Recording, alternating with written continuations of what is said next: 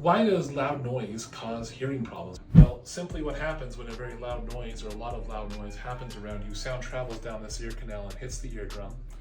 And then once it hits the eardrum, it goes through the hammer-anvil stirrup into the cochlea. Now the cochlea is full of a whole bunch of very delicate nerve endings we call them little hair cells. The hair cells are there, they serve to transfer the sound into impulses that the brain can understand.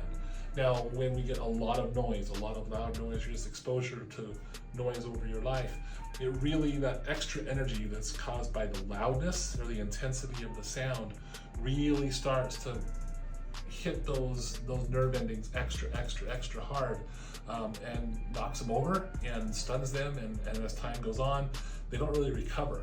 And that's what leads to noise-induced hearing.